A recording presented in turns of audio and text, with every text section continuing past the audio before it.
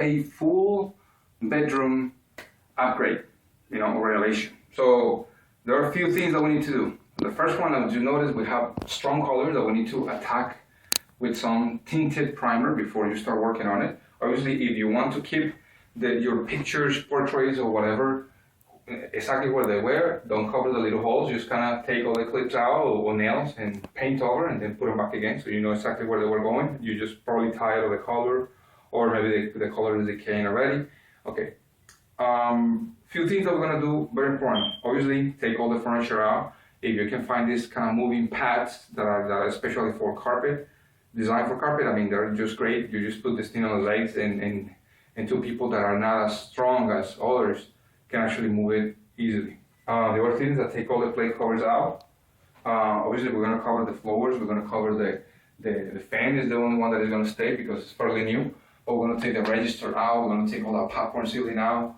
And we're gonna clean and sand all the moldings, trim moldings, casing, all the stuff. We're gonna sand it down a little bit with like 100 grade sandpaper before we put a already mixed primer and paint, semi-gloss paint on these surfaces.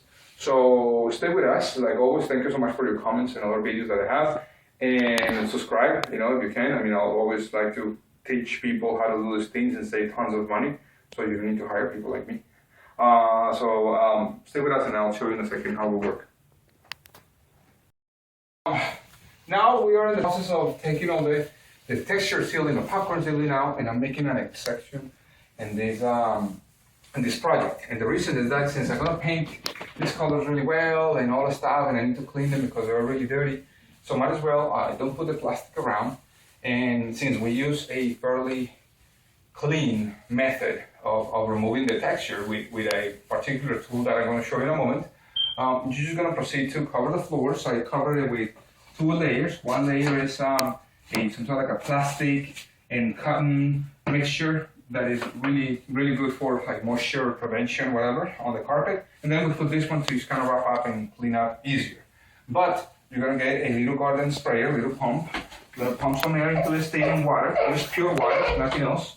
Warm water if you want, and then you start applying the water to the ceiling. Now, don't get frustrated if the first time that you take it out, not much is coming out. Sometimes, from time to time, people spray paint these ceilings, so they are a little harder, tougher to remove.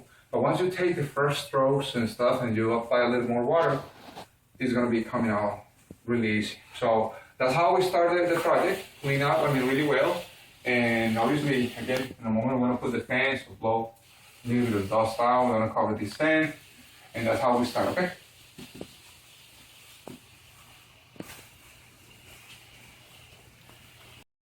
You finish humidifying the ceilings, wetting the ceilings, you proceed to take all the popcorn ceiling out. Again, you may end up having to go more than once. I'm using this little spatula designed to remove texture. You can actually just kind of attach a garbage bag to it and then kind of dispose all the texture on a bag, and a construction bag or can. So it's very convenient. I mean, as you can see, you take the majority of the material out and you're not throwing it on the floor. So it will save you a lot of time cleaning up, and if you don't have this type of spatula, you can actually use a regular one with a piece of plastic in the area where you're working, and then you wrap it up and throw it away.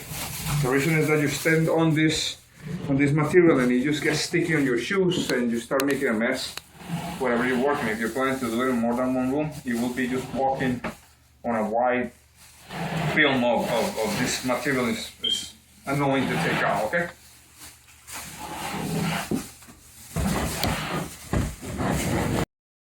Alright, so once you finish taking all the majority of the texture from your ceilings, you're gonna go ahead and do some little corrections.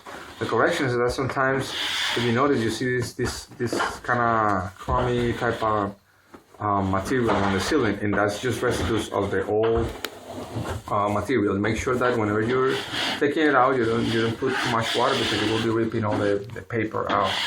But it's good to have it, fairly wet, so you can actually remove it, nicely. and you know, you start correcting that stuff, and then later on you start applying some drywall compound on the areas where the screws were. Remember that these textures were applied because they want to kind of skip steps to refinish or finishing properly the ceiling. So that's why you want to go ahead and just put a little bit of the drywall compound on some areas to make sure that they look nice and straight. By analyzing the walls, I found out that they were, you know, dirty. They had a lot of spider webs and stuff like that. So we went ahead and used a vacuum to vacuum the bigger pieces. And after that, we just got some warm water and some sponges, and we are actually wiping the surfaces with that before we put the tinted primer. The reason is that I learned that if you have a film of dust on the surfaces, the paint may not get attached as good as you would like to. So that's why we went ahead and clean all the surface before we start applying the primer. Cleaning the walls, we proceed to sand all the moldings, trim, and doors a little bit if you want to paint them. I'm using this sandpaper, to kind of fine sandpaper, to give a light coat of sanding to all the moldings, casing, doors, and windows. In this case, one window. So we already went through, and the dust was removed with a vacuum and also with the sponges to make sure that the surface is nice and clean to host the new paint. You know, if you want to separate the primer from the regular paint, it's okay, but sometimes, like in this case, I'm going to use a paint that already has primer mixed. Now we are in the process of applying the primer. Now I want to take you through the primer that we are using, because it kind of sounds, it's kind of funny, because you know, sometimes people don't realize that they can ask the painting provider, like in Lowe's or Home Depot or whatever, to tint the primer with a little bit of the paint that you want to use. So you actually save some time by hiding the strong colors with the primer itself. So we are painting with this color. This is the color that we're using, and actually we're using in other rooms. And this is the primer. So if you notice, they're almost the same color. So it helps a lot to do the stuff. So what you gotta do, I mean, since we are painting through the entire, we're doing like a full makeover of this bedroom. Just paint the walls. Start by painting the walls while the surfaces. See, I already went through and corrected all the ceilings, and so we need to just let it dry. We're gonna put a little bit of air flowing around with a heater.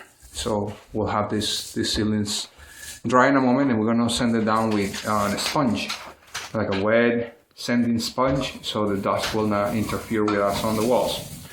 And then after that, we're gonna just apply the primer, correct it again, and then paint it. So this is how we continue with the project.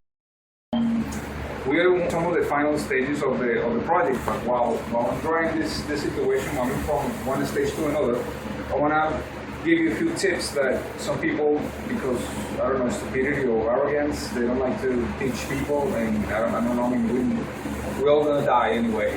It's good if we share our knowledge or whatever we know. You know, I don't know everything, but I know something. But anyway, the tips are these ones. Whenever you're painting in your house or in your projects, if you're a contractor, a small contractor, or contractor to be, use fans. These fans are $20 the most.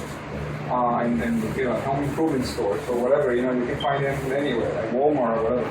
So they are good because, I mean, whenever you're sanding down your ceilings and using nice respiratory masks, and you know, if you have a lot of concerns, use sponges that are wet. And you can actually, you know, sand it down really well, but still you make some dust covering your face with this thing. I mean, at least your nostrils.